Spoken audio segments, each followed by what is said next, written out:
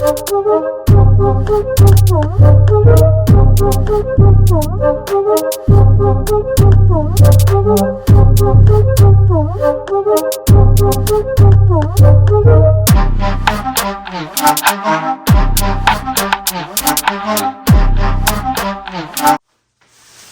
we live, yo. What up? This is Blunt Talk. Today we have a very special guest. You may know her from The Voice or a Walmart commercial or even CNN. What was up with that? It was a news promo called A Matter of Trust. Okay. So like right after the George Floyd situation happened, they created this whole show to, I don't know, I guess get the nation talking about establishing trust again. So I did the news promo for that. Oh, okay. So we have Miss Pia Renee. Can you get a hand clap for her?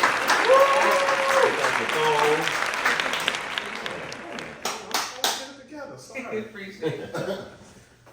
So we got any views yet? So we get straight into it.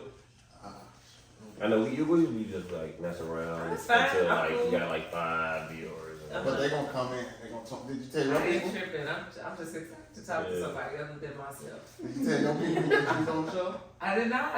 Oh no. I did not, and I should have said I did because Ain't that I felt happened like to Monique? Bad promo. That's happened to Monique with Precious. They didn't want to pay her. She did bad promo. Oh. what? I thought she was just a little asshole and they. Nah, they wanted her to do promo for free. Oh. But anyway, Mm-hmm. so how you been? I've been good. Okay. I'm excited about these questions you came up with. I'm excited. Oh no, I mean you probably heard. I mean you've been interviewed like a million times. Yeah, but some of them be like super surface. So what was it like working with John Legend? Like the last 8 motherfuckers asked the same question. I'm Did going y'all there. not reference each other? That's fine. But Yeah, that's why I'm going there. Like, hey. yeah, but it's Look, scratch that off right there. No, I was Scratch just that saying, off. but it's like that's the primary question in like 3 to 5 minutes, so you don't really get to Oh, okay. Don't really even delve like. into it. You're like, you know? damn, they want to know more about him than you, huh? It's not even that. It's just they ask the question, but it's not. There really is no time to really get into it. Right. So by the time they move on to the next question, it just seemed real surface, not really like an authentic exchange. I You know get what I it. mean? I get it. I don't mind the question, but it's like let it be a part of like something a little more, Yeah. a little more depth to it. And that's why I was headed like when I was like you say you was gonna do it, I was like, okay, I'm gonna go and see what everybody else asked her, and I was like, damn, like I don't think I want to do that, like, cause they ask me everything, like you said, it's more surface stuff. And I'm like, nah. I'm just like. And then you know me, you know what I'm saying? Yeah, so I'm like, So you can be like, so what was up with this, that, and the third, and I'm okay with talking to you about that. You know what I'm saying? right. So it's a little different talking to you versus some lady that's from Syracuse, and it's like, she cool, but then the camera start rolling and the accent changed. Well, hi, we're doing that kind of like that nigga ain't like that. It goes into the puppet. You know? Yeah, it's like, then I gotta like control my face because I immediately want to be like, Right. like, who is you for real? Right. But I think first of all we're gonna start like, okay, so tell people who you are and like the beginnings, you know, like what's Pia and you know where she from and everything. Oh man, okay, so What area? Right. okay, yeah. So Pia Renee, I am. Everybody who knows me, who knew me growing up, just knows me as Pia. But as a brand, it's Pia Renee. So I grew up on the west side of Chicago. Let's see, You know what I'm NZ. saying? We love the west Yeah, side. Yeah. And grew up singing in church. Then branched out from there. Started doing other things. I've done a few TV shows. I've done Empire, Southside, the 4400, and Chicago Fire. Each set was completely different from the next. I've done The Voice. I've done American Idol. I've done America's Got Talent. So yeah, I'm a voice actor as well. So I've done brands like Walmart, Nestle, Boeing, Ford. I work with CNN, CBS, which is a big commercial building services company out in New York. So AT&T, they did like an So ode to you've been musicians. around. Yeah, so it's been Let's good. hold on, she done flipped the paper around. It's been good, but even in the midst of all of that, like before everything started jumping off for me creatively, and my voice literally pays my mortgage. But before that, I was in corporate for like 5 years, and I wanted to leave, and the time came when my manager was acting an ass, and I was like, you know what, this is gonna be mine. I should have just let them fire me if I'm being honest. I should have just got fired and I'd have had unemployment. But I was like, I want to leave on my terms with my dignity. Being dignified is having money that you ain't gotta sweat for. That's, you know? And so he did some shit like wrote me up, tried to write me up and take my work from home privileges away. And I was like, you know what? On a Friday, come Monday, I submitted my resignation. But after that, and because I needed my work from home days, because I had like all these gigs lined up, all these shows, so I couldn't be in the office and do that. Okay. When you're a work from home person, you can like dip in and out and get your work done, but you can still do moonlight doing other things. Right. So I was like, man, I ain't ready to do all these gigs and he, own that with me. So I quit. What was crazy is that whole week I was singing nonstop, traveling. I wasn't hydrated or warming up my voice properly. So by the end of that week, I injured my voice to the point where it took me 6 months to rehab it. What year was This was 2018. So my voice was injured. I was trying to go to the studio to record still. I couldn't. So I couldn't record. I couldn't take shows. I couldn't do nothing. So I was just stuck. And I quit my job. No 401k, no unemployment, no savings, no plan, nothing. I'm gonna just be a star. I'm gonna be a star. It's like, bitch, you got a mortgage and 2 children. What you gonna do? weed or something. So then, to make ends meet, I started driving Lyft aggressively, like 12 to 14 hours a day. And then I ended up picking up this truck driver in the middle, like super wee hours in the morning. He was like, damn, if you don't mind me asking, how long you been out here? And I told him. He said, well, if you could do this, you could drive a truck.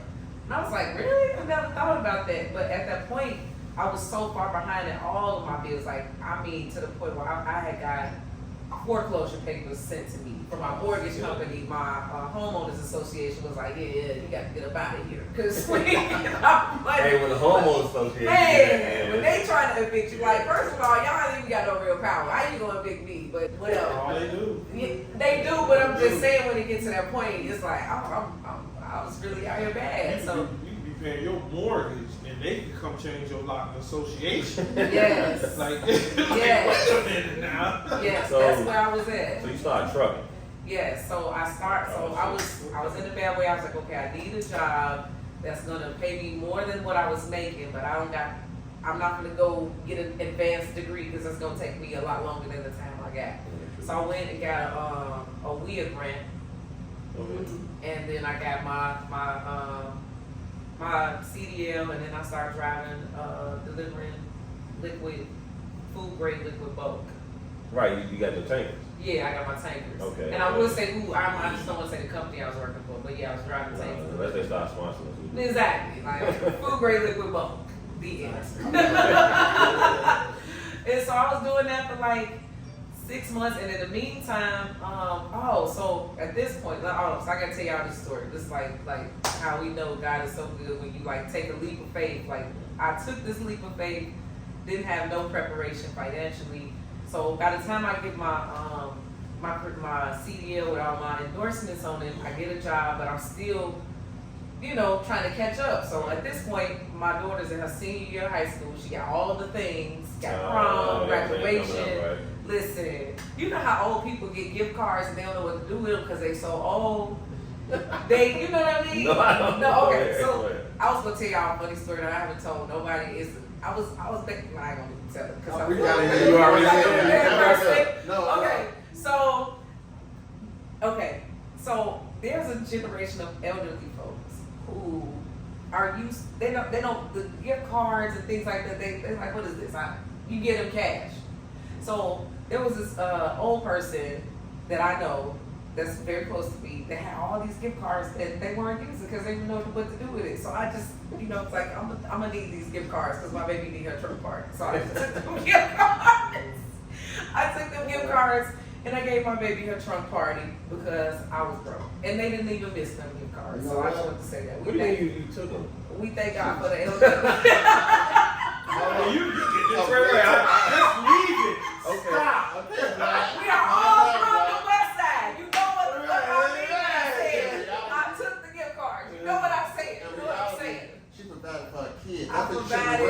My virtue Talk about it, my not virtue of a nothing, lovely, right? trusted elder Okay. who did not know the difference because the gift cards was just in a flower pot. But it's That's still it. been there if you ain't use it. Exactly. And for now, don't put God in your seat.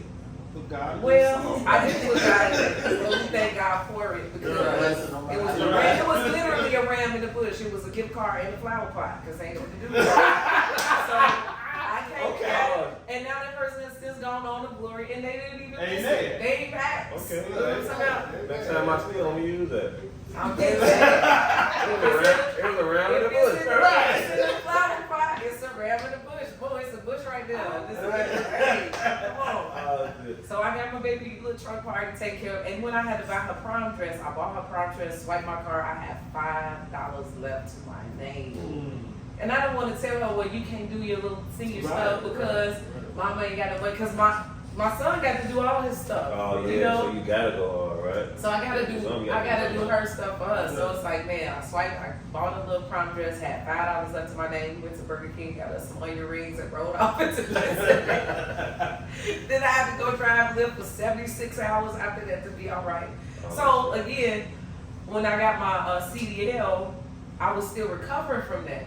So in the process of me, I had literally just got out of my 30-day training when I got a call to do this gig. And the guy who called me, his name is Jeff Morrow. He worked with me on the set of Empire. He did a lot of the music for Empire. Okay. So this particular gig, was a creative collective that he's a part of. They got hired to do this conference, and they had like a creative inspirational day. So they hired them to do this, and they was like, well, they want a female bass player, so they called me. I was like, well, how much? They told me how much was paying. Definitely in there. What do y'all need from me? So we need you to play and sing background, fine. So then they looked on my YouTube and they was like, well, can you do like a spoken word piece as well? I was like, okay, whatever. Y'all paying me premium. Y'all got whatever. Y'all tap dance too. So we did all that. So they asked me to do Still I Rise by Maya Angelou. So we go, it's at the Navy Pier, and it's for them, the event was for this major ad agency that's here. The name of it is FCB. They're a global ad agency now. Mind you, I don't got no connection to the event, who's doing it, what it's about. All I know is I'm getting a check when I'm done with what I need to do. So I come, we do the part, we sing the songs, play the songs. So now comes this poetry piece. Now these two girls get up there, and when I tell you they was dry as a Popeye's biscuit. Like the one that's been sitting in the heater all day. The fresh ones be nice and buttery, but it was like hockey pucks.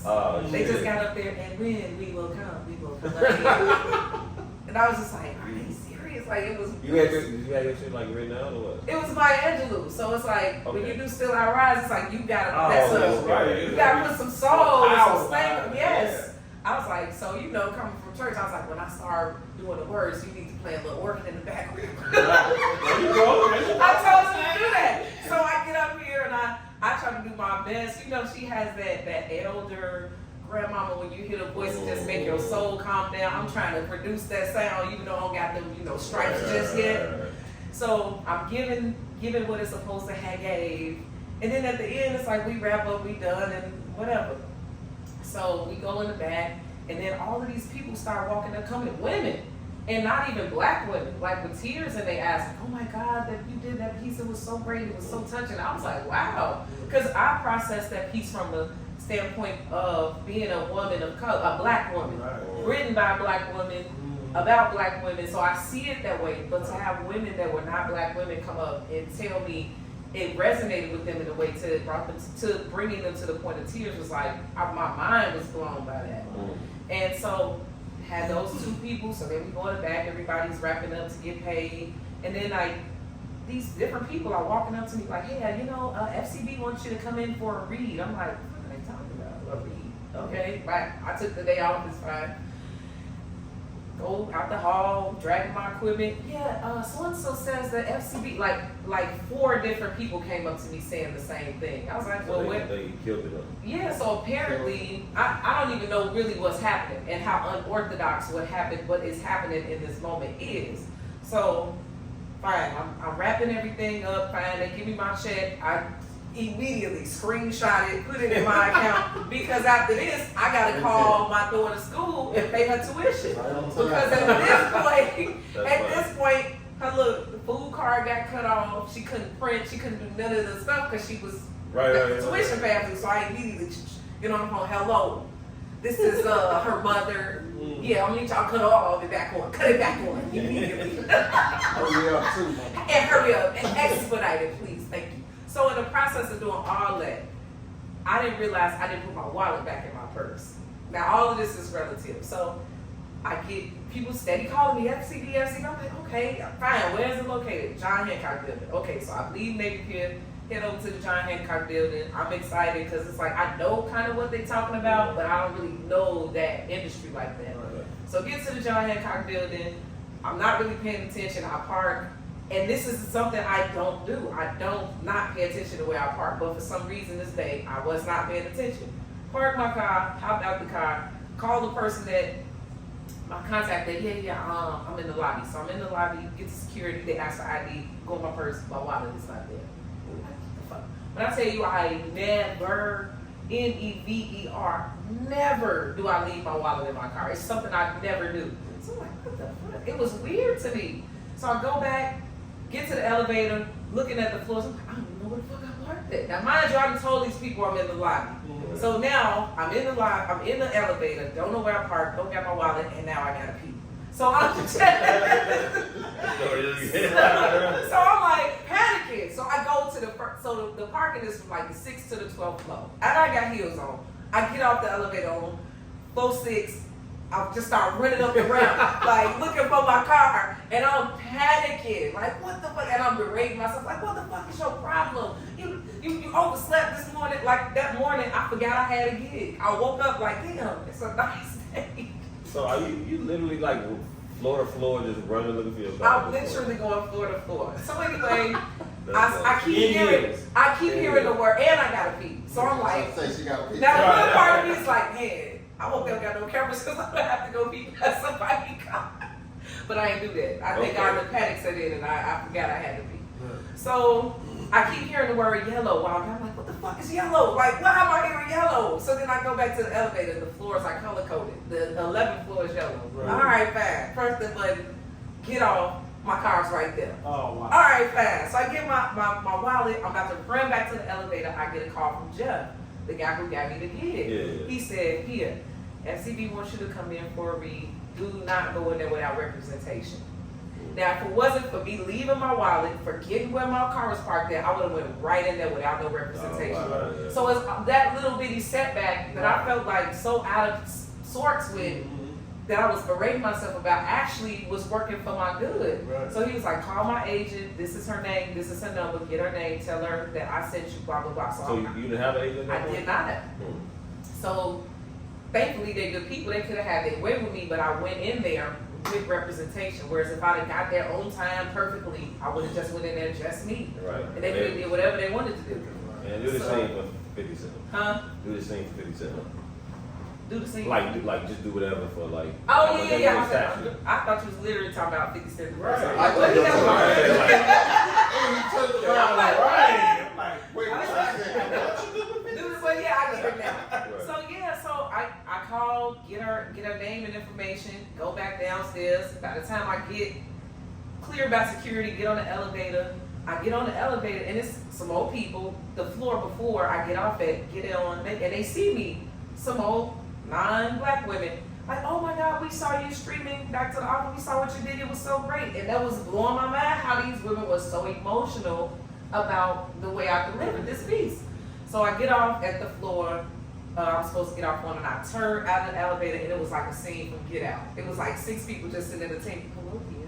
And I'm like, hey everybody, how y'all doing? Right. And they was like, yeah, before we do anything, before we discuss anything, can you sign this NDA?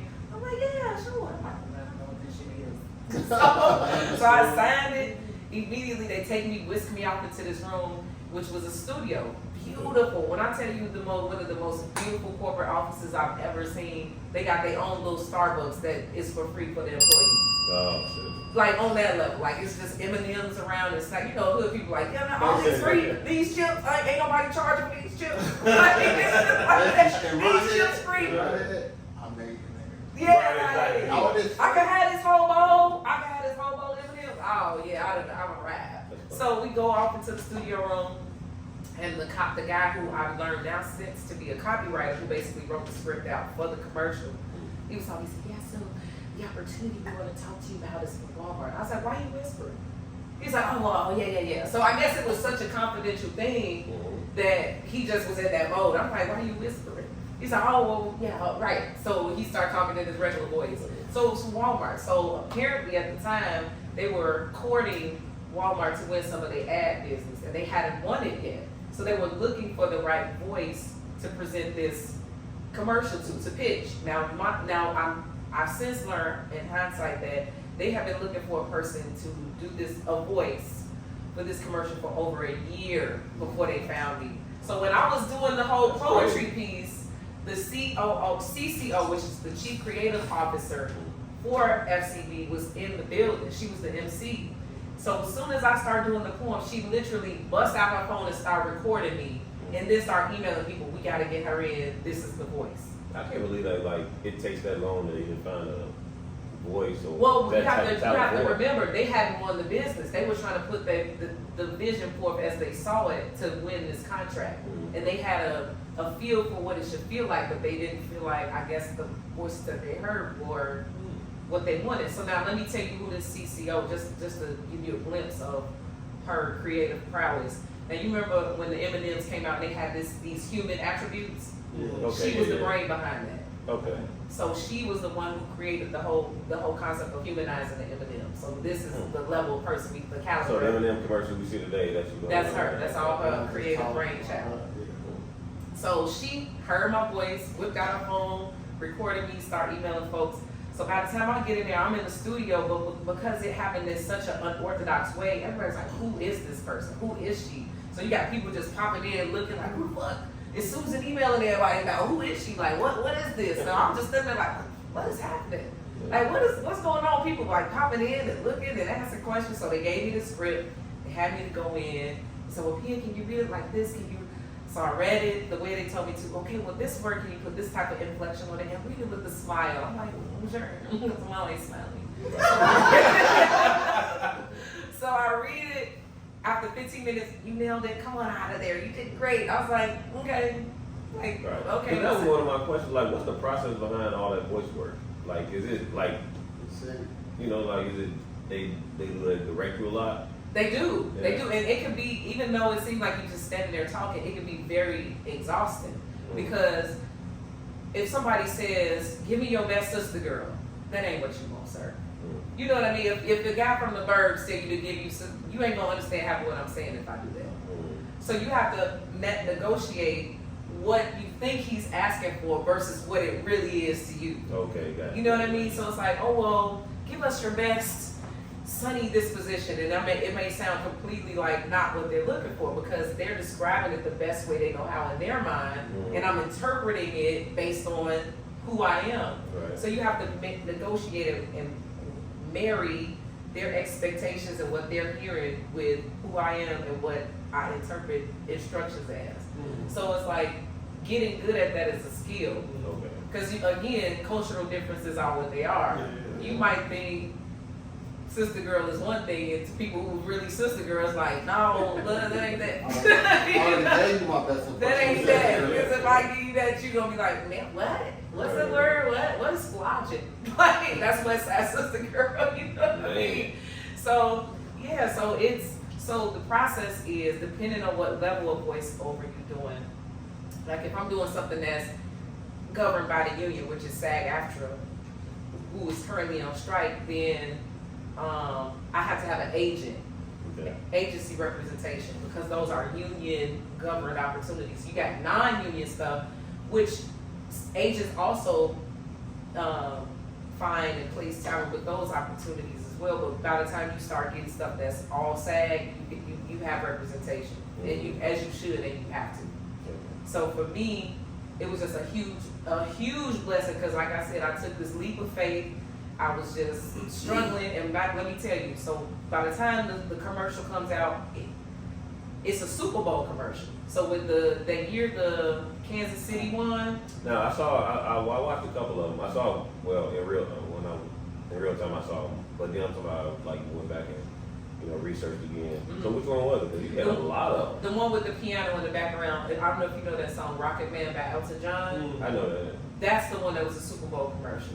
So you had the Super Bowl commercial with all the movies. You know how they do the real funny ones, and then there was another one that played that just had the voice of. I was talking about the Sparks of America, and we don't just see United States. We see United States. No. We see Sparks. You know what I mean? So that's the one that got played for the Super Bowl. Cause I was like, I'm about to go to Walmart right now. See? Go get a steak or something, goddamn. Right, because you felt like seeing, you felt like it was a personal connection. So that's how voiceover and commercials evolved. Because I don't know if you remember back in the day, the late 80s and the 90s, if you listen to commercials like, and here we are, and Bozo the Clown is up next, and Budweiser and Anheuser-Busch. That shit was so cardboard. It was very announcery, very man-oriented. So now everything is more like conversational, more like you talking to a friend, more trustworthy. That's why, because MC Light did a lot of those gigs. That's her voice. Exactly. Regina King as well. So, so the residuals that I got off of that commercial pulled my mortgage out of arrears, pulled my HOA out of arrears. I was able to get my roof on my house fixed. So it was all God. Man. You gotta do a Super Bowl voiceover. Not just the Super Bowl. It ain't just even that. It's just having a national brand campaign. Right. You know, it's just the Super Bowl is what it is. But if you got Walmart alone. Yeah, Walmart alone. That's why every time I go past Walmart, I be like, to this day. I shop at Walmart all day. Shit, after that. That's love. Man, I be look at the self checkout. Man, now nobody steal while I'm here. Not none of y'all. Kind of owner of this place. And then it's funny because I have been in there, and then you know how they have the TVs and the electronics on, and the commercial come on while I'm in there. And I be back there like, that's me, like dancing and shit in the back, and then it be late at night, so everybody think everybody in the Walmart at late at night weird anyway. Right. So I'm back there like, and they like, here we go, weirdos still at night. Got another one. Yeah. Well, back to you behind the studio because I have talked a long time. So. Oh no, that's all good. I mean, that's what we need. You're on here for a reason. Right, exactly. We want to know about you. We want to know everything about you. Yeah, but I don't want to like volley back and forth. That was a long story, but I hope I got a question. Yes. Okay, you was on The Voice, season 20. Do you pick your own songs when you perform? That's a phenomenal question. So we have a list of songs to choose from, and from that list you could choose a certain amount, and you list it from like your first, second, third, fourth choice, and then somebody picks which one you want to do out of them four. Oh, okay. That's so crazy. It's controlled. It's controlled. I've seen like in the gate you went Stevie Wonder. Yeah. So I'm like, okay, then that was chosen for me. Okay, then I seen you went Jasmine. So I'm like, she kind of went a lot of different places. I thought it was more you and your outlook of music. Well, yes and no. So I came in as a reggae artist, and that was strategic for me because R&B is everywhere. It's a dime a dozen, and not to take away from its significance, but you know how many of us that sing come from church or come from it's an abundance of it. That's the story. We started in church. Yeah, so it's an abundance. And so for me, it's like if I come in and I lean on my experience, because reggae music is where I cut my teeth as a professional musician. So if I lean into that, I already know it's a rare bird on the show. I know y'all, every few years y'all may get one reggae person.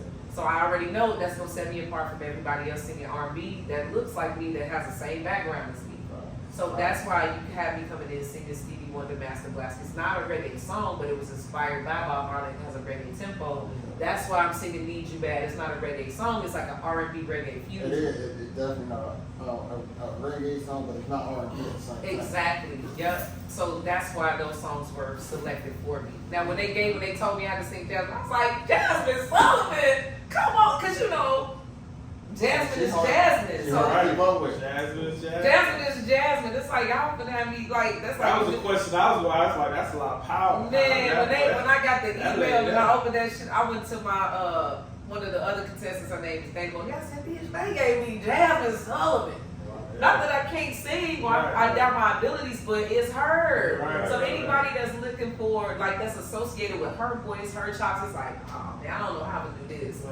So yeah, but I was like, so I gotta make sure my outfit is ridiculous while I'm singing. Because I gotta live up to, you know, the what she has established as a vocalist and what people associate her name, her sound, her songs with, you know. So yeah. So people on the show has to have some type of singing background because sometimes you have to remember the song, or you got to go read the song and remember the song. That's awesome by itself because you got to read something really fast and then sing it or act it. You know what I mean? How they want you to. You know what I mean? Yeah. So it's that is very awesome. That is a gift. Yeah. You know, because everybody just can't go in there. I know I can't go. They tell me to read something. I'm like, I'm sorry, I gotta go. But I can dance though. But I can dance. Oh, I can dance my That's ass the thing, off. though. I've been in the industry. I just ain't did the reading part of it.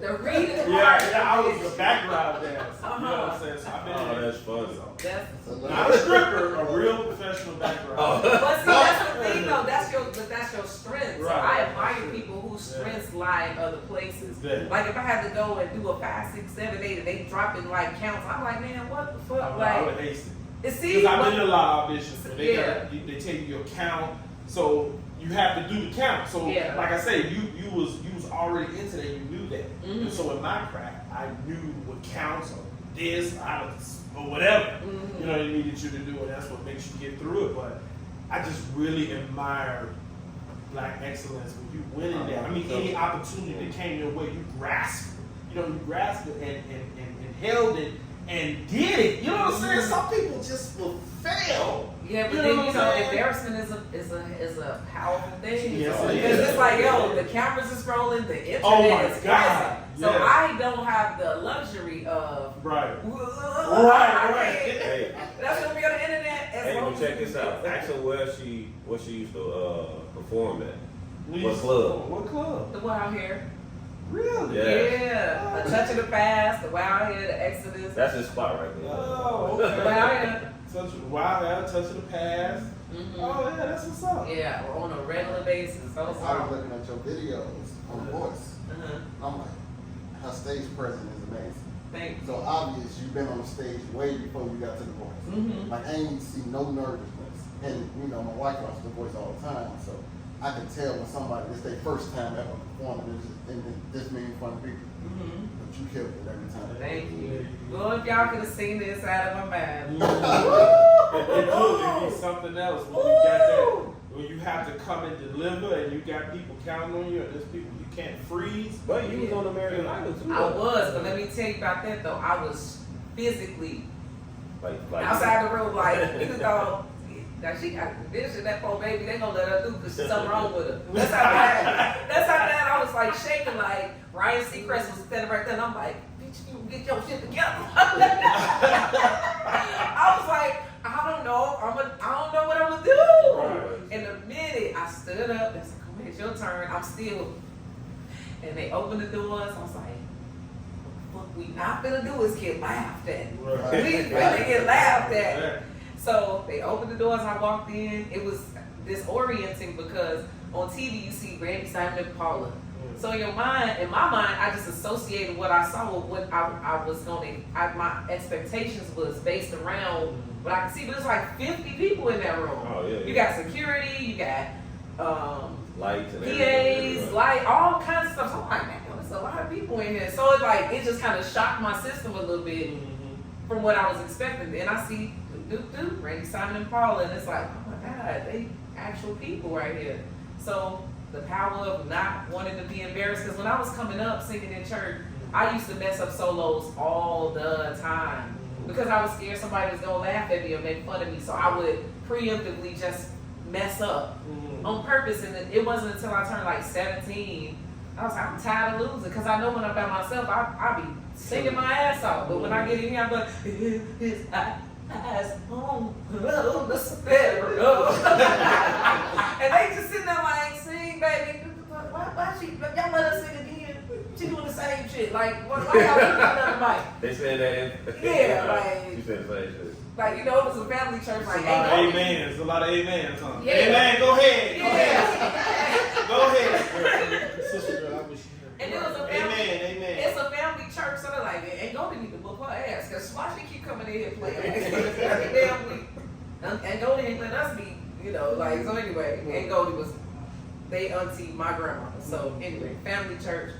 But after a while, I got tired of it. And then, like, when I started singing, like, I went to Crusaders Church West in my teen years, and somebody literally had to hold my hand so I could get through the song, because I was that nervous. And that was, I was like, never again. Never. I'm going to do whatever I got to do. I'm going to bomb as many times I got to bomb until I stop being scared. So, and then when I got to, by the time I got to American Idol, I had been a bass player, nervous on stage about that. I used to try to hide behind columns and speakers. I'd be on stage, like, trying to hide while I'm playing, like. Are you still playing the bass? I still play, yeah. Okay, you play bass on your stuff, or you just basically sing? No, all the stuff that is on my album was already pre-produced, Okay. so I didn't have to play on it. But any stuff that I play is my stuff. Okay. But I did play on this album. But by the time American Idol and all that stuff came around, I didn't did enough. It was out my system. Oh, okay. Yeah. So when did you know okay? First of all, how did you start? And then when you know oh, it's me, I got this. Well, I would say the latter of what you said happened first. So this is me, I got this. I felt like that from a little kid. Like, I used to watch, you know how little kids watch the same movie over and over and over again? That was me with Snow White on the VHS. So I would watch that when my mom was gone to work and my grandma was downstairs. And there was a part where she was singing to the birds. I was like, I wonder if I can do that. And we used to play in the closet a lot because it was like, it made your voice sound loud. So I would listen to what she was doing with the birds and go in the closet and close the door. But it wouldn't close all the way because my mama had a shoe rack. So I was mad about that. And I would be like, and then when I noticed I could do it, I was like, I could do it. I could sing. Like, I was by myself when I discovered that. Nobody was like, sing, baby, come on, grandma, sing for $1. It wasn't that. I was like literally by myself and I had a curiosity about something. So that's how I got started. And then again, went to my grandmother's niece's church. We had the little choir and all the niece's cousins and second cousins, twice removed. We was the members and the choir and the clergy. So we sang in the choir. And because I had a voice, so I asked to sing the solo, however that went, that's where it all started. And then Whitney Houston and Luther and all of them, Patti LaBelle's like, I wanted to be like them. You know, I wanted to, and then all the little girl groups back in the day, like we had ABC. I forgot the little girl group that little Tia and Tamara was in. Yeah, remember that song? Yeah, yeah, yeah, the whole world. Yeah, Tia and Tamara was in that singing group. Yeah, this is before the TV show, so we didn't know they was Tia and Tamara. That's why. So then all of that. On every day. Yeah, so all of that, like seeing little kids and singing and being successful, and I wanted that. So that's where I got started. But growing up, I didn't have like support like that. I can't tell you the number of times I was told, shut the fuck up, turn that shit off. That's funny. It's funny now, but at the time, that shit hurt my feelings. Like, I would be in my room, blowing my ass off, and you know, everybody outside on the block. So this, you know, we had these buildings that's close to each other. Like, my grandmama's 2 flat, our next door neighbors who've been lifetime next door neighbors. So everybody and their family on the porch. And I'm upstairs practicing my ass off, like, singing my ass off. And then I hear somebody come out of the door, shut the fuck up. Hell yeah. And then I get quiet. And then I hear everybody on the porch start laughing because I got quiet. So they know I heard them say shut the fuck up. So then I'm trying to play my bass and then my grandma get into it like, turn that shit, turn that shit down. And you know, mean ass black grandmamas, they got to put some sauce on it. All that, turn that shit down, you know? So the fact that I have albums and I have bodies of work and I've been on TV, that shit is a miracle because I did not come from support. I didn't come from somebody saying, baby, you could do it. And I didn't even have a Joe Jackson. Shit, I done took them ass whoopings for fame and fortune. You know what I mean? I ain't had it. I have people telling me, shut the fuck up. What is you doing? Shut up. Don't do that. Ugh, you get on my nerve. Whatever. And then when I was little, like I would come home from school every day and write songs. So my next door neighbor, we used to sing together. We had like a little singing group, and we would write songs. Our little group was called "Crucial to the World Blow Up." That's a long ass Crucial. Wait, Crucial was the name of the group, and the album that we was gonna write was called "To the World Blow Up," because you know everything was to the world blow up. Oh back yeah, in the it day. was. So yeah, it was like Crucial. Then the song gonna be "To the World Blow Up." So we was. Nigga, We was writing songs about shit we know nothing about. Yeah, TVL to the world blow up. Like IBL to the world blow up. all that shit. yeah, everything to the world blow up. And yeah, so every day when I was a kid in grammar school, just doing it every day, and I would beg like, "Hey, can you take me to GC? How they got something coming up?" And my auntie was like, you know, probably like in her early 20s at the time. She was like, "Well, sing for us." I was like, "No, I'm gonna sing when I get down to the radio station." And she's like, "Well, if you ain't gonna sing for us, you ain't gonna sing for them." But that lesson should have been taught in real time. You don't just say that to me and not do shit with what I have. Especially if I'm showing that level of discipline and interest without nobody telling me to. That's true. Like you got a kid that wanted to, and then we was like 80s, 90s kids running around, big wheels, bikes, outside doing shit. So if I'm stopping all of that to write a song every day, dubbing over tapes that adults probably value, singing and shit, trying to make the high note from that escape song, all that, like it's something. That's something to be sewn into and paid attention to. And I didn't get that. So it's like they wouldn't take us nowhere, they wouldn't do nothing with us, nobody really gave a shit. And so that shows like what it's you know, as a person, like I did all this alone. After I got told not to do it, you still did it. Like I read something on you recently, which went to Harold Washington, right? Yeah. You got degree in music, right? And that's another stepping stone. After being told not to do it all my life, I went to school and did it too. Yeah. And I took it to another level and did it at that level. Yeah. So when you watching this big game of the year, I'm on that. When you turn your channel, the voice on, I'm on that. So that just shows how that hard work pays off in the long run. And that shows the person that you was. Because I know I even gave up a few times. Somebody said, "Man, don't stop doing that shit." I'm like, "You might be right." And you heard it your whole life, and you never stopped. So that's super dope right there. Thank you. And look, I think for me, I look at it as it's my life's work. And what the fuck else I'm gonna do? Go work for somebody else? Go do some shit that somebody told them not to do the shit?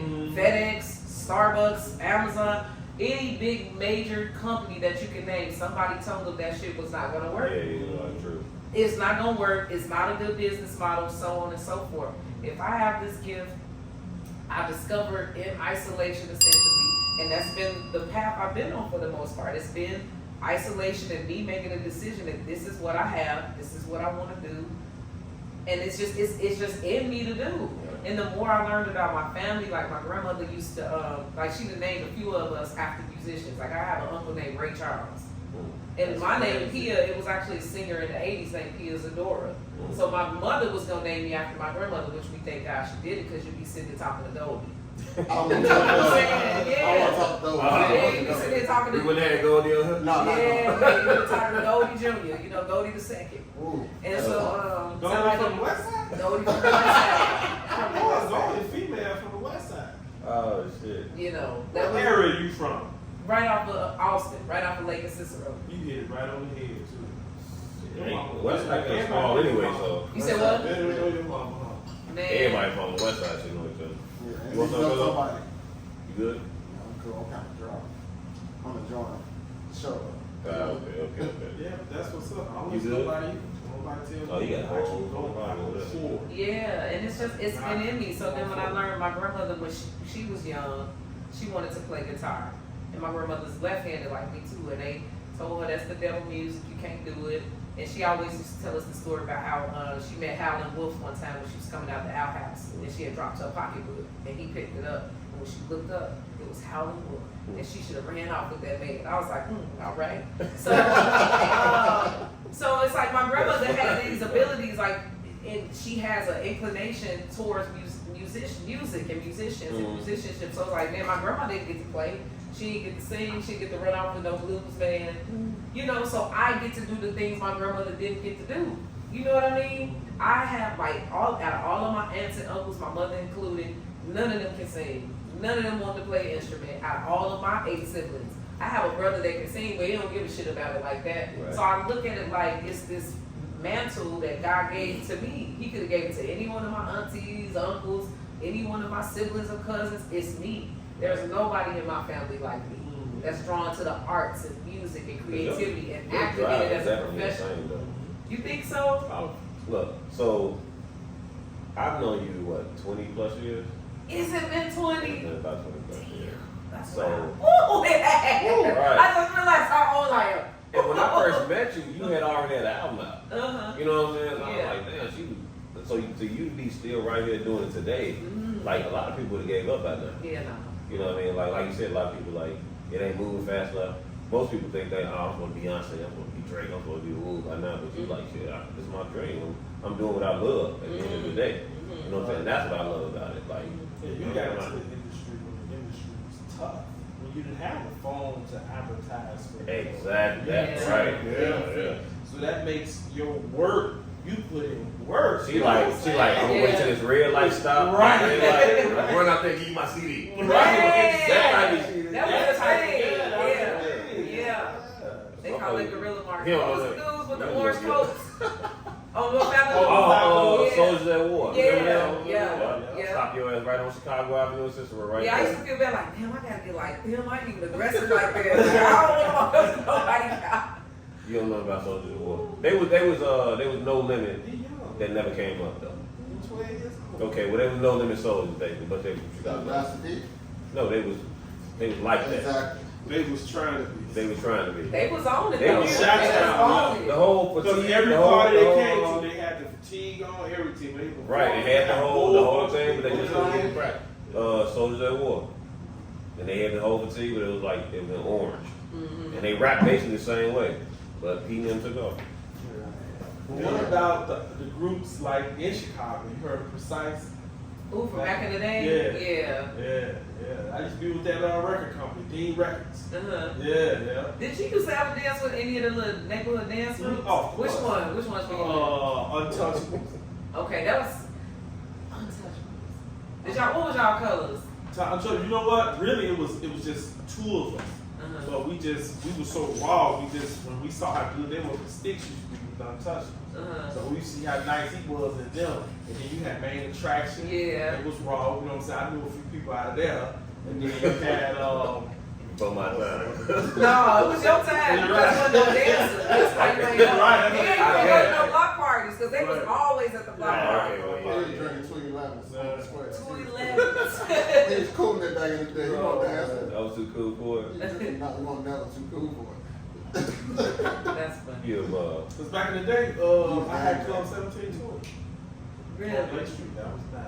What? yeah. You was trapping, weren't you? You was trapping. No, I was with the trappers. Okay. I was always on the business side of it. I never was like, no, what? I ain't gonna lie to you. You had to. Here on Springfield. Around the Springfield, officer. In the 80s. Yeah, a long time. Sometimes this podcast always go back to He game was down. for some reason. Statute of limitations Right. is real. Right, it's real. It's It's over. over with. In the It's 80s. over. Get my check. I ain't like He dude done. when he got arrested for killing Paul. Oh, yeah. I ain't like him. I used to Man, get it. what? That shit's crazy. When I see that, I just scroll. My hand, shut the fuck up. Right. Scroll right past that. We'll Like, see what happens. let's That see. kind of moment, right? But you got music out right now. I You're do. working on the album. What you got going on now? So I released the project in November 29th, 2022, which is also my birthday. So the name of the album is 333. November what? November 29th. My daughter. Is it really? I like her. Until you She an asshole. She's Sagittarius, so I mean, she can't help it. Okay, I learned something about her today. I can't even Sagittarius. mad at her no more. She can't help it. Yeah, she just gonna say what I it see is. your daughter, she's like, She walked right past. Right, I'm she- like, don't you supposed to speak? She like, I spoke in my head. You like, what the fuck? Oh no, that's I looked at him. That was good. right. yeah, that's generational. That ain't got shit to do with stuff. That's the generational. You say she's an asshole. She can't help it. So Yeah. I thought that was you. No, that's generational. I ain't know she wasn't speaking that. We had to speak. She learned. Okay. She learned. Like we had to speak. Exactly. Like that's If we ain't generational. spoke, they'll pull us out the door and make us come back in. I think what was on the outside. Yeah. Like we ain't speak. Now go speak. Like, hey, everybody. You give out hugs, people you don't know. Like, hold on. Yeah, we didn't do none of that. But yeah, so the album came out, and that's why I called it 333, because it's 365 days in a year. November 29th is the 333rd day of the year. So that's why I called the album that. So when I first started this album, I had a piece of it done, but by the time I did the voice, like a portion of it was done, and I thought that was gonna be the album. But by the time I finished with the show and got back home and all that, I had went through so much stuff. Like my mother died when I was on the show. Family dynamics changed. It was just crazy ass relationship problems. And I was like, ain't no way I could just put out this kind of, it was cool, it's dancey, it's catchy, but compared to what I was going through, it was super shallow. It wasn't touching on none of my real time experiences. So I had added 9 more songs to the album. So I really wanted it to be a double album, an act 1 and an act 2, but the way the digital distributor that I used, they didn't have a format set up to where I could put it out as a double. So you got 18 songs. It just looks like one body of work. But songs 1 through 9 is act 1. And songs 10 through 18 is act 2, and you can hear the difference. So the act 1, songs 1 through 9, is like all the upbeat reggae, R&B, pop fusion with a little Afro beat, and then songs 10 through 18 is like hardcore R&B, ballads, hip hop. It's like, but it's real vulnerable and it's raw. That's what I like. So But so when I did go in there and check it out, like you said, they do change, but the way that, like, I go on title, so they just basically got all your shit just written out. It ain't basically like set apart. Right. One and one, act 2. And that's because of how I put it out, because I didn't have the option to put it out as a double. So it just looks like straight up just one body of work. And that's just because the digital distributor wasn't set up to do it as a double. But yeah. Any super producers, like anybody that wanted to get on yours, or you wanted somebody? No, and I thank God for this. Ever since I was in a music major in school, I've never had issues working with and sourcing excellent producers.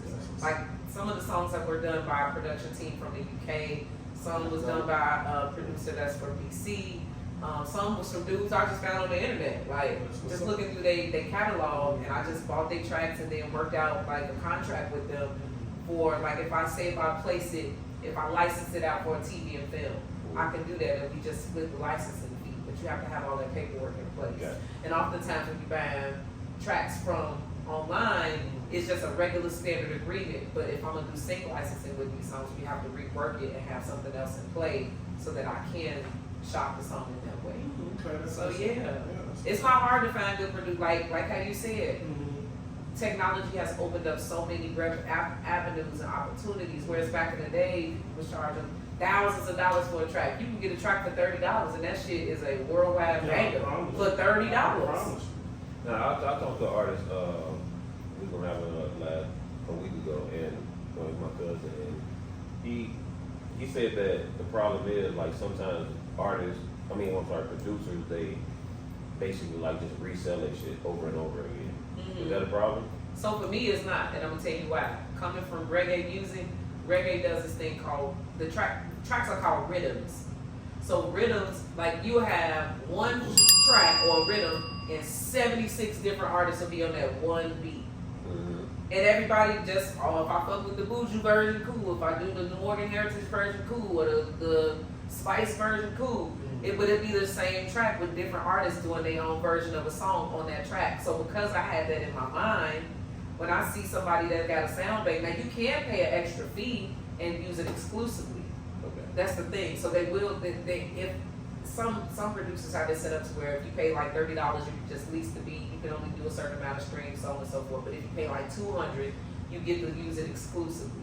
Okay. You can negotiate exclusive rights. They'll take it off their sound bank, and it's just your song. But by the time you get to it, you don't know who bought it prior to you. So what's the point of even doing that? Just put it out, and who the fuck cares? Because people doing covers to different beats, to different tracks anyway. Somebody could get Michael Jackson's Butterflies track and do a whole rap on it. Who the fuck cares? Just put it out. If it's good, people gonna like it. All that exclusive shit, that's fine. But with YouTube and all these different apps that can strip your voice off of it anyway. People can do what they want to do. Right. And with the whole AI thing. And AI now they can take actually your whole They can take actual your whole voice. So it's like, I don't want anyone to have this track. Bitch, it's on YouTube. Don't nobody give a shit. What I'm about to say, you take it and you murder it, so it's your track. Mm-hmm. Whatever you being murder it, yours. right. You know what I mean? Now it might be 50 people on it, but everybody wants yours. Mm-hmm. So that's all you was doing, was taking it and killing the track. Yeah, I don't even care. Like somebody else may take the track and kill it. I still did my version, and I'm happy with the fact that I got a product out. It ain't about what somebody else is doing for me.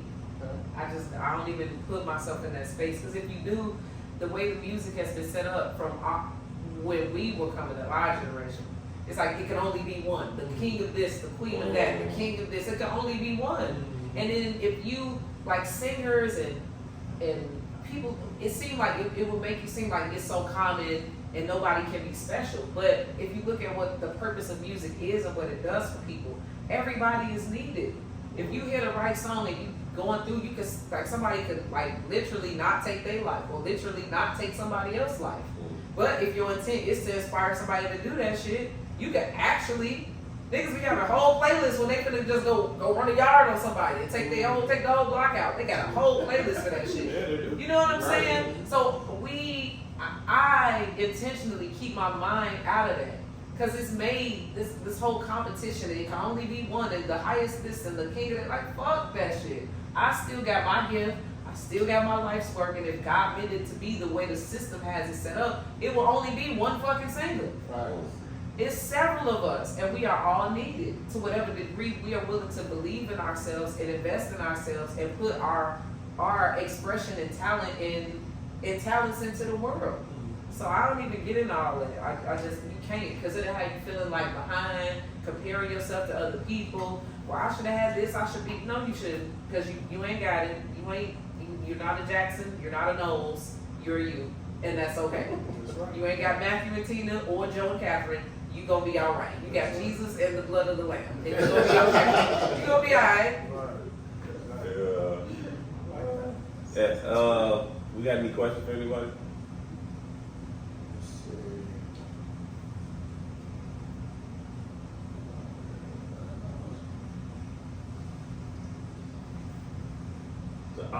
You need glasses. Why y'all got him looking for the questions? I can see how you holding the phone.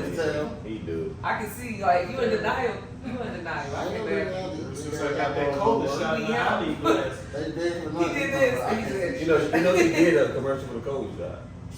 You the reason she got it. Yes, he did. You the reason she got it. You Yeah. got it. She came off with that smooth I can't even ass see voice. her do it now since I took that COVID You shot. better detox.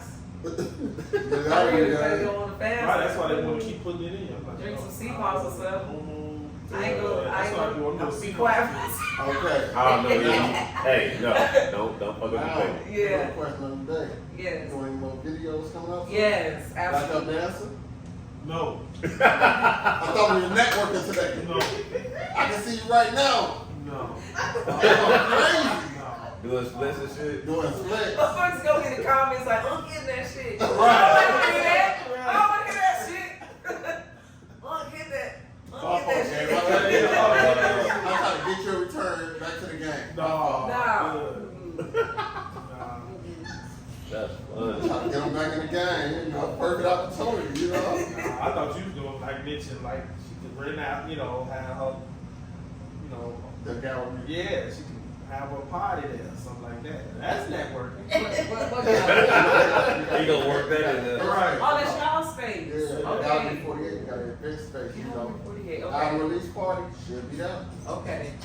Is y'all room set up for the sound though? Because the space is one thing, but the sound gotta be, it gotta be Oh, right. We'll work it out. We'll work it We'll out. set it But up. even but no pressure though, because you can always interface with the sound guy with their own equipment. That ain't even no big deal. But I even do your bonus. I even give you. I pay for a band for you to come. where is the space at? I know you told me the address. It's out south, right? Yeah. That's Okay. our address. I got a good band. Okay. I want to see. I want to come look at it. Okay. Okay. Yeah. Y'all hear that? Maybe. We ain't ready on the paper. You supposed to be finding the questions. What you doing? I couldn't see it. I know. Now do you do features or do you like or do you take features or no? What's your feature price? We gotta go to my business manager. I like I that. don't need to do all that. I like that. I don't need to do it. Have Cause I you be done like, features yet? I have. I did it for you talking about for me or for me doing a Right, feature with either somebody. way. I did this feature with this guy named Ill Will a couple years Wait, ago. Ill wait, Will. wait, so- Like I peas You here? gonna say ill? This guy. That's named Will Ill? I Am. Oh, that's what I am. No, but That's all right. I got peas. Nigga must be hungry. He ain't No, talking Ill about Will what is else. he a rapper from Chicago, but I did I'm about to say. feature for me for Okay. him. I don't want to take away from him. So I haven't. hey, didn't you get this son? I did actually. I did a You couple did this son? features. Who? Ill Will. I know the name. I can't put no music with But it. Ill Will do No, sound. it was. Sorry. I think Ill I Will was was like, that I think son. you should From, Death Row. Hey. I think so. Oh wow, that's cool. Who? Ill Will. Matter of fact, if we go to Paper Joint, Paper just put him on his shit. Yeah, What about get what's to his it. name? You ever cross paths? Find the with, questions. You don't do nothing else till you find these questions. I'm working. But- Complete the task. I'm You working. you've done features yet? Yeah, I have. And it's like, once I do them, I be forgetting about it. Because I did one with the Chicago Soul Spectacular. They kind of like, oh God, what genre is this? Oh God. I can't even, it's like if you think of old Aretha Franklin type of stuff with the like vinyl, that's the realm they in. And I hate that I can't recall it properly. I did another one with this artist, R.J. Griffin. So sometimes when I do them, I just forget about them. You know what I mean? Like just do it and forget them. You know? But yeah, I have the features here. Do you like house music? I'm from here. You can't not like I gotta how ask. There's certain people that just can't stand it. Oh, Tina, you don't like house? No, I hate house. City Like- Boys down. No. Right. I got a question. How you gonna be from Okay, Chicago? go to and the not question. like I house? don't even want to talk about house Just music. said, how did you refrain yourself from getting discouraged? From getting discouraged, you gonna feel it. You gonna feel that shit to the bone. But it's like, what else is the alternative? I could be discouraged today, and if I quit, I have had moments where it's like, you know what, maybe I should just not. And I literally feel like I'm dying. Like, and that's what's essentially happening. It's a part of me that I'm allowing to die, and I don't like that feeling, and I don't like feeling insignificant in that way, because my gift is a big part of my talent, and my gift is a big part of who I am. Cut from the cloth I'm cut from, coming from the side of town, I literally came up in 1/3 of a trap house. In my grandmama building, she did what most grandmamas did from back in the day, work her ass off, buy a house, then you have kids and they like to get high. Literally in the basement, it was always somebody down there getting high. And it was the UN of cluckers in my grandmama's basement. And so that was like the trap. You would come down there, you would see some folks that like, where all these white people come from? But they in our basement getting high. And so to come from that and to literally every stamp in my passport is because of music. It's because of a song, whether it was mine or somebody else's.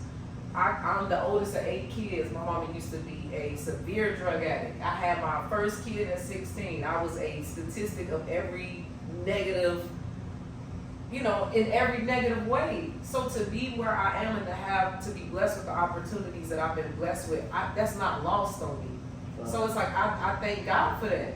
Because I don't watch people get, at 13, I was a key witness in a murder case. And the person who was murdered was somebody I had just graduated 8th grade with. We hadn't even started freshman year. So I'm sitting here looking at pictures with my friend on the slab. This has been my life.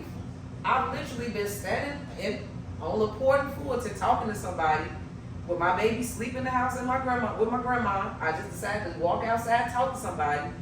Somebody come from behind me, run up from behind me, shooting at him, and I'm standing there.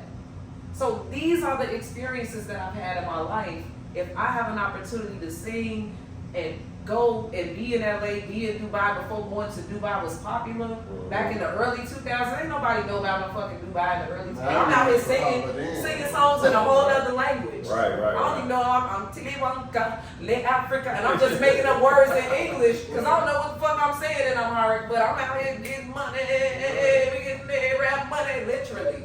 You know what I mean? Right. So it's like, man, that I remember where I come from. I remember that girls like me who grew up sometimes singing in church, who end up having kids young with a nigga who probably should be in jail because he's a fucking adult. And you still technically a minor. Come on, let's talk We're about not getting it. into that. Hey. But I'm just saying, This blunt talk. this is where I come from. So But I'm glad she said that. I'm grateful. I'm glad she said that. The reason why I'm glad she said that because you know I'm already go back to R. Kelly. This is the culture. Listen! This is the culture that was in Chicago. Hold on, though. The coaches around America. We got brother We question. had R. Kelly's in the on every fucking block. Yeah. Yeah, they still Uncles, too. granddaddies, people's daddies. I don't go with that The sort women of was still going though, freely, like not getting pulled We ain't gonna inside. go there, I but- got another question. Another question. Go ahead. Say, how did you market yourself in your music besides known for the voice of in American Idol? How do I market myself in my music? Yeah, honestly, I don't lean into the voice in American Idol. Really, not American Idol at all, because that was like way in, I'm definitely Yeah, 20 years wow. ago. Pretty started.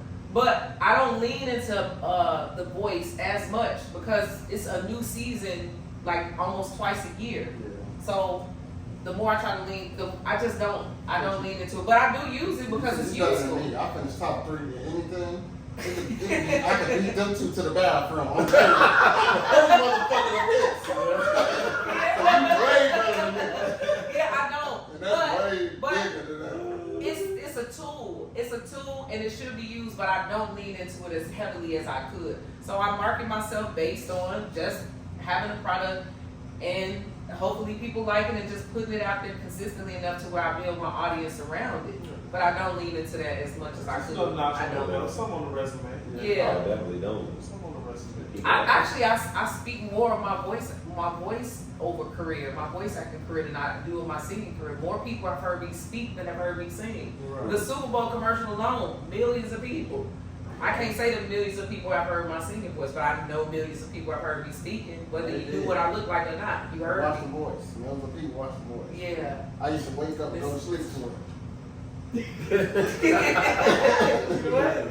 Damn, this the only channel we got. It all day. She catching up on season 1 and season 20. Hell no. That's love. That's what's up. So, we talked about features.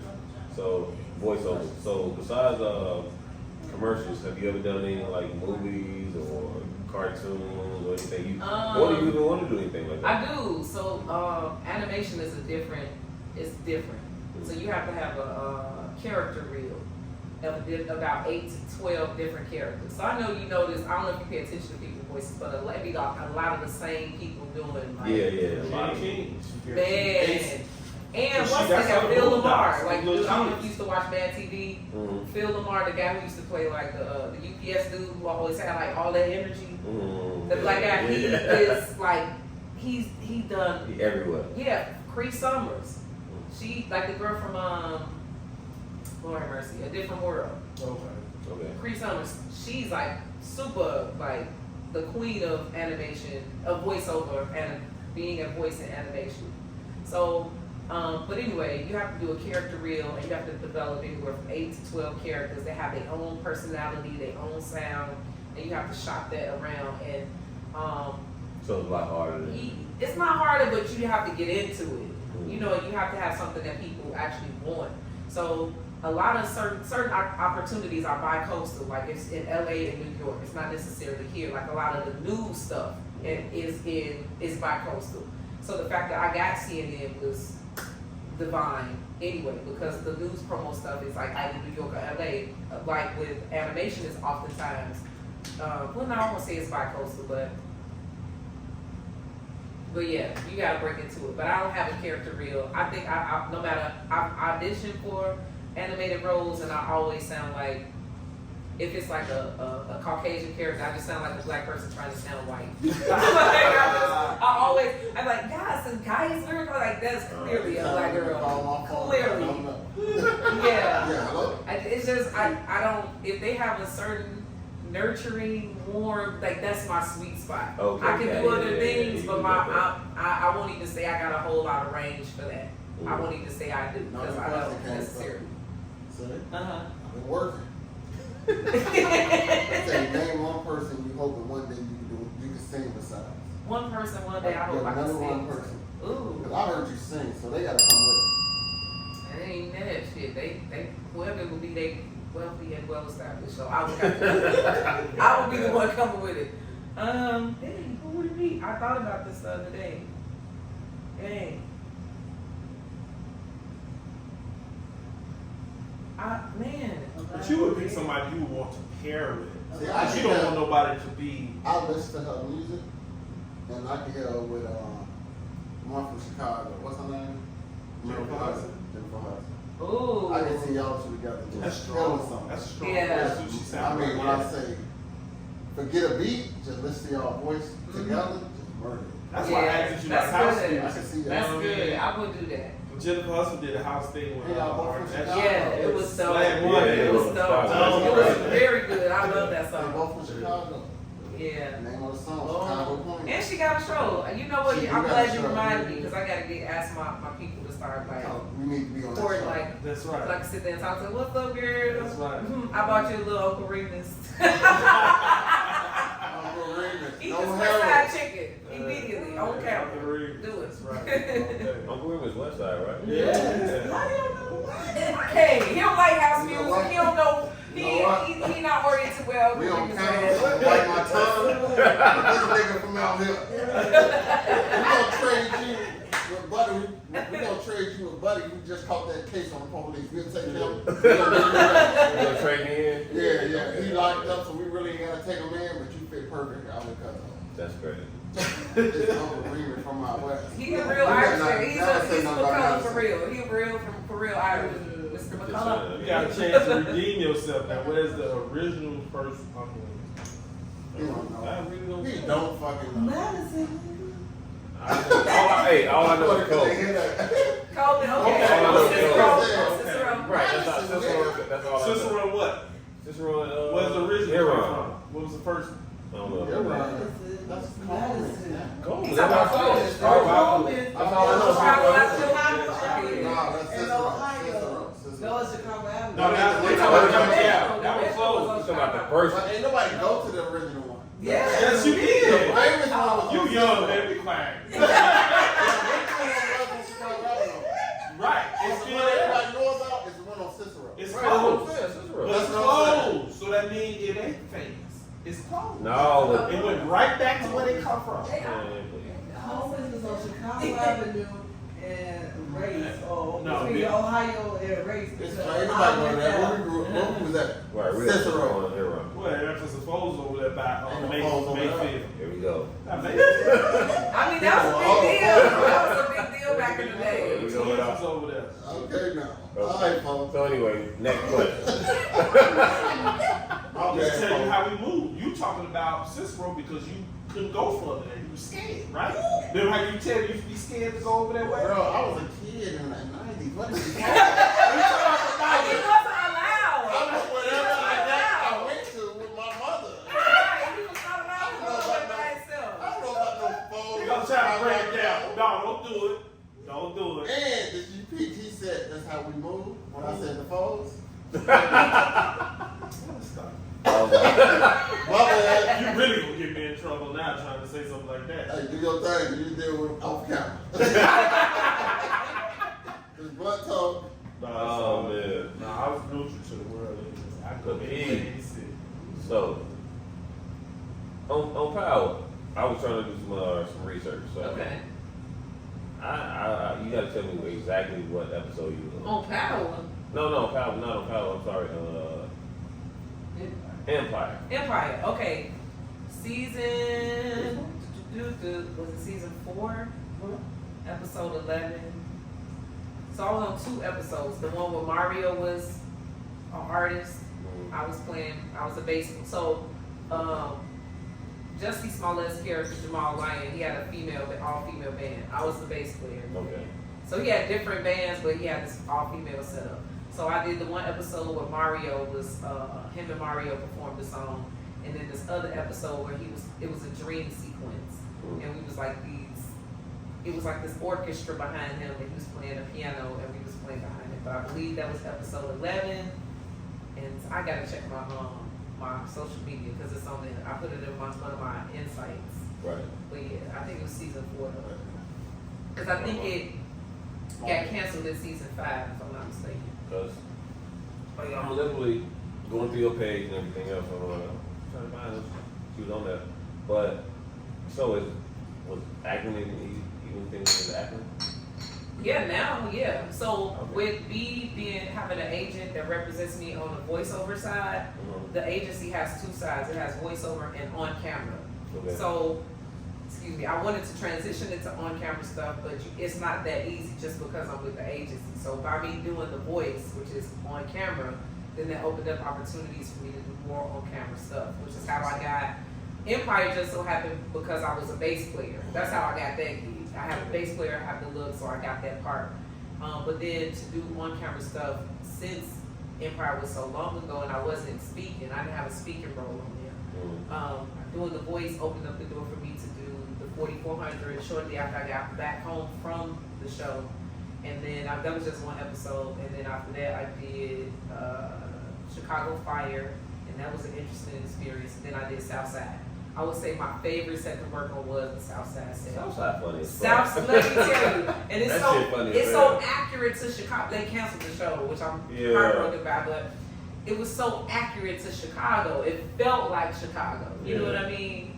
So, and they gave me free reign to add to. Like the script is what it is, and a lot of sets you gotta, whatever's written is what you say. Don't go away from it. Exactly. Don't deviate exactly as it's written. That's where you act from. But on the South Side, it's like, no, do it. As long as it's funny, they don't give a shit. Right. So I could have got up out there and started pop locking. If it was funny, they was gonna allow it to happen. Right. So I love working on that set. Yeah. Everybody was I just hate that real shit cool. too. It's Man. wrong too, 'cause that shit was funny as hell. Another It question. was so good. So what are some future goals in your career? What are you looking for in your company? So, looking forward to. Man, get another reader. Why we gotta read It's something from? lying Don't be down. me. It's the what Sit up straight, like- in your career? What are you looking forward to accomplish? Give me it, man. He went to college. Supposedly went to college. What are some- Don't nobody got no I got picture. transcripts. Oh, you ain't got no evidence? We ain't got no And he picture. say, So oh. first of all, we want to say hello to Miss Kenya because Miss Kenya was asking I the got question. transcripts. What are some future goals in your career that you're looking forward to accomplishing? Okay, I'm looking forward to doing some major touring, to do some festivals over in Europe and Africa and the Caribbean, and to just do some real big hardcore reggae crowds. And not just reggae, but I just love reggae music so much because don't nobody care how old you are, they don't care what you look like, they don't care what size you are. In pop music, you age in dog years. If you're 12, you're 21, you're 21, you're 35. If you're 35, you're dead and irrelevant. So in reggae music, it's like, it's always about what you're talking about. And if it's relevant, if it's well executed, and if it resonates. And I love that about it. Like, you could literally have one tooth in your mouth and no edges, and don't nobody care. Like, I love that nigga. Look, his music, man. Yeah, You know? my buddy, he electrician. He loved that stuff. Yeah. He went to Jamaica and lived there for months. Came back and brought his wife from there. What is Trent considered? Who? Trent, Tim? Oh, you talking about you talking about Tim. Tim. The girl. The girl. Oh, Tim's. She's Afrobeat. Yeah. Oh. So Yeah, how which does is it like a get what- spin-off what- of reggae. Yeah, Yeah. I'm like, what? Yeah, but that's more like from the continent, from Africa itself. You know what I mean? African rhythms, that whole vibe. That's Afrobeat. Yeah. So It does have where do a- you fit in with that? So I actually do have an Afrobeat song on my album. It's like you and your cousin. Y'all look alike, but y'all ain't got the same mom and dad. That's kind of like reggae and Afrobeat. Like y'all in the same family, but y'all ain't got the same parents. You know what I mean? So so you said you got a song on there? Yeah, what kind of love is this? It's Afrobeat. You ain't do your research, big fella, and it's showing. I'm sorry, I don't You know. just- I That's don't why you stray away from the questions. No, I'm not in Afrobeats. Like, I'm in the rap and only rap. Like, That's it. American Rap rap. and only rap. Only American rap. Okay. I mean, and I be telling him. So you ain't get like your research, you get your team to like, I'm just fucking with you now. Your team ain't listen to it and take you talking points. I ain't gonna lie. I like all kinds of do my music. thing. I ain't Listen do nothing. to the music. I did, but I mean, I don't know the difference between like. I listen to music. You got a new fan. Thank you, I appreciate You got a it. new fan. You really do. Mr. I only like hamburgers with pickles and no And fucking. I like the way and you no call ketchup. it your gift. Yeah. That means a lot because it's technically it's a gift. Because if it was just talent alone or work ethic, I'll be able to do it. I'll probably never be able to sing like you in my life. And you don't have to. You can sing No. like you. I can't sing like me. That's another story. Ah. So what I'm saying, you have a gift and you took full advantage of it. Thank you. Like you took it and you knew it at an early age. I think you said 6. Yeah. At 6 years old, think about it. A 6-year-old man said, at 6 years old, you said, I'm good at this. I'm gonna take off with it. And you never look back. But So see, the that's thing super dope. is, she let away go away. That But, I no, respect. like you said, that. at 6 though, like shit at fucking 30, 40, like people still getting in our way. Like I don't know if I can do that, you know, because Yeah. somebody told you something. Yeah. You know, like but you be so young, you're like I think. And I was still impressionable when I was getting told shut the fuck up and sit down and come make your little brother some peas. Like, you know what I mean? Like, you like Smokey on Friday when Debo came. You shut the fuck up. But when he left, I'm you talking started again. talking I'm again. I'm You're just saying like, again. my brother like, shut the fuck up. I'm gonna leave it at that. Yeah. Go outside and I'm gonna start again. Yeah. And again, I like, what else am I gonna do? What else am I gonna do? You know what I mean? Like, I can do things to survive in terms of just paying the bills and all that. But it's like once you get done with all of that, in my heart, I know there's something else I'm supposed to be doing. In my heart is something else that I know I'm phenomenal at. Like- Other than typing this shit on this spreadsheet that I don't give a fuck about. You know what I mean? And that's why I was like, I don't want to even talk to you. Like when we talked earlier, I was like, I'm just waiting to. They went and answered all the questions. Right, because I was about to go hard, like You want her move, organic. exactly. And then she was like, she was telling me the whole leg. I was like, no, just wait. We're gonna save it all. Because I was like, basically, shit. If I'm totally drunk right now. All right, I You the coolest drunk. I would have never I'm known. totally drunk right now. For But got. No, how I can't tell. How long you been knowing him? But he don't show it. That nigga been drunk since I met him. 33 Wow. years ago. But I got a great question from somebody who want to get into the game. What a They dessert? said, I want some what- cheesecake since y'all drunk. Give me what I like. I want the cheesecake too, though. You should have told me that. Cheesecake. I asked what you Some said. dessert, but it's fine. She I'll said, find some other what way. advice would you give a young person who trying to get into the music game? Who's trying to get in? So number one, disarm your mentality of trying to get in. It's from the inside out. And if you look at it from the outside in, like, oh, I'm trying to get in, fuck that. Because you're going to be chasing your tail all the time. So if you have talent, you have a unique way of expressing yourself through your lyrical content, your lyrical expression, your delivery, etc. Just be consistent, develop yourself, listen to the people, put yourself out there so you can sharpen yourself and let it come to you. But don't look at you trying to get in because you already of it. It's like me saying what I gotta do to get in this family. Bitch, I was born into this motherfucker. It's what you are born with the gift. You are an artist. So you already in it. And anything that's to come to you that you want to be good, create it from within. Put your music out there, do it consistently, learn the business, know the business, so can't nobody come take nothing from you or capitalize off you in a way that you can't benefit from. Arm yourself in a way with information and knowledge of the business to where you can't be robbed or taken advantage of, but just put your music out there and it'll come to you. Don't look at it as you trying to come in. Your gift will make room for you. Your gift will open the door for you. You don't gotta just try to get into nothing, because when you approach it that way, you're gonna your whole vibe is gonna be off, your whole mentality is gonna be off. No, it's about you and you first. Your instrument is literally in your body. So- When people pick up the trumpet and blow it, you literally just open your mouth and sing and or rap or whatever. You are your instrument. You are it. So you ain't gotta look to get into it. Just do it and do it well, and everything will come to you. So it's inside out, not outside in. I'm sorry, what you saying? So are like the gatekeepers The whole thing with that. That shit is real, yeah. Right. So is that not a thing anymore? Is it? It's a thing, but at this point, because exposure to, you know, you got great ass you could film a movie caliber video on an iPhone. Mm-hmm. If it's a good product and enough people know about it, and you apply yourself and you pray, you ask, you have not because you ask not, because that's real too.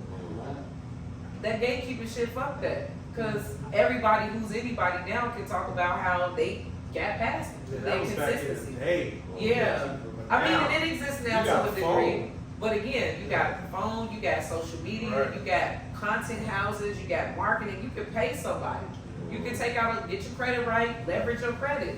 Take some money, sit it to the side, pay a content house, put your shit out there. Find these people who got the blue check marks on TikTok. What is it gonna take for you to do a challenge on your page with my song? It's ways to do it. And it's gonna take sometimes a little funding, a little finesse financially, but it can be done. And all that gatekeeping shit, no. Okay. So wrong by that. Mm-hmm. And so had those two people, so then we going back, everybody's wrapping up to get paid. And again, if you leverage yourself independently well first, when a label approaches you, you have more negotiating power. Now, you can do that if you want to be signed to a label, but I would recommend just laying a strong, sure foundation as an independent artist, so that when you're approached by a label or when you approach a label, you got some bargaining chips. Versus just coming in and they just having a way with you because, well, we gotta build you up, we gotta do this, we gotta do that because nobody know you. And whereas just put me on the radio in rotation like you do every fucking thing else, and we don't fucking want to hear, and I'll be what I need to be. But again, the industry ain't your friend. It ain't not the label ain't your friend. They not your auntie. They ain't your grandma and your mom and them. They don't have your best interests at heart like that. So you have to come in armed with your own shit first. This is what I do, and you have to come in with a partnership mentality. And if you asking somebody, a label that's well established to partner with you, if you don't have nothing to bargain with, they're gonna dominate you, and that's just the business period. Okay. You have any questions? I'm so impressed by the fact that you can hold a conversation this calmly and be drunk. Like that's See us amazing. go upstairs and I would be sleep while we asleep. down here. I would not. Like, we literally gonna be down here kicking it and eating. He gonna, I'll be right back. We ain't gonna see him till Tuesday. Or next Thursday or some shit. Some crazy day. You know he's drunk. He said some crazy day. He gonna keep talking to 10. Oh no. Good. So I'm saying he gonna get drunk. They keep Wrapping it up. going. Now you had a question, didn't you? That's all Oh, I'm sorry. I just said something. Hello? Somebody ask a question? Oh, okay. So, I mean, we're going for like, what, 2 hours? Look, Has it been? we've been We're talking. having a good Oh, time. you feeling it in your body. That's how I know You've been we're trying to having a stay good woke time. this whole time. Because you're I'm not so proud of you. the not No, the only I'm- drunk motherfucker. I appreciate you coming on here. Definitely Yeah. appreciate Somebody- you. Really appreciate it. Yeah, like Yeah. I love energy. Don't forget our picture. We gotta get a picture. Oh, we never get We pictures. get a picture of the show. We literally never get pictures. Okay. We don't This is get gonna be pictures. before you go lay down. Yeah. Hopefully I'm going to sleep as soon as we say cut. And then I start wrapping shit up. But man, appreciate y'all tuning in. Somebody help me out. You got your glass out. Man, we appreciate y'all joining Blunt Talk, man. We got the beautiful and lovely What's my name, big girl? Pia What? Here? What? Renee. Okay, because Come on. you wanted to be like, here you go. Hold I on, want to pause. let him get away with that. Like I said, she didn't gain the fan. I know your name. I'm a fan now. You supposed to say it though. You know, people like to do that. Oh, your social media? Huh? Your social media page? You wanna Oh, put it out can there? we, hold on. Can we get a little something out of you before we leave? My voice is rather husky right now because I've been arguing and cussing people out. So no, not today. But you can go get the album. It's on all streaming platforms. It's Pia Renee, Pia space Renee, and the album is 333 for your listening and enjoyment. And my social media handle is at I am, and that's Pia Renee. I am Pia Renee, and that's across the platforms. That's what's up. Appreciate y'all for joining me. We love y'all, man. Tune in next week. This is Blunt Talk. Blunt Talk. We Blunt out Talk. here. Peace.